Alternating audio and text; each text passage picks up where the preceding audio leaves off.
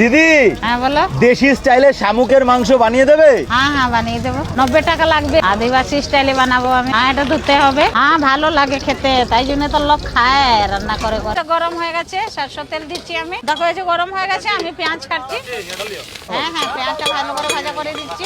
দেখো পেঁয়াজটা লাল হয়ে গেছে। এটা পেস্ট আছে, আদা আছে, খাড়া লঙ্কা আছে, রসুন আছে। হ্যাঁ আমি শামুক ছাড়ছি। দেখো ভালো করে ধুয়ে দিয়েছি। দিদি আগে শামুক বানিয়েছো? হ্যাঁ বানিয়েছি, খেয়েছি। আমি কলকাতায় খেয়েছি। পুরো কষা কষা করে কিন্তু শামুকের মাংস রান্না বান্না হবে। কোনটা ছাড়ছি?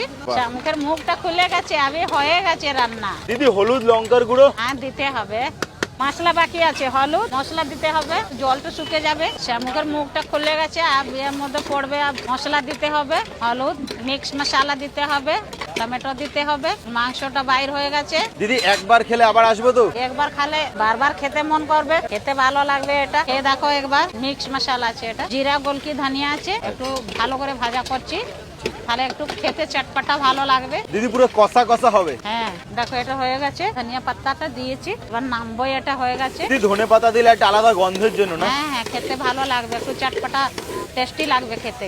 দিদি এটা কিসের সঙ্গে খাবো? এটা চাল চাল চাল ভাতের সাথে খালে ভালো লাগবে এটা। হ্যাঁ এই যে হয়ে গেছে, আর আমি নামছি। এটা পুরো মাখো মাখো করে বানিয়েছো? হ্যাঁ এই যে তোমাদের শামুকের মাংসটা রেডি হয়ে গেছে। আবার এটা খেয়ে দেখো কেমন লাগছে খেতে। কষা কষা করে বানিয়ে দিয়েছে, খেতে খুব ভালো লাগবে, একদম চটপটা ভালো লাগবে খেতে। দিদি শামুকের মাংস রেডি? হ্যাঁ রেডি হয়ে গেছে। পুরো কষা কষা করে কিন্তু শামুকের মাংস বানিয়ে দিল দিদি।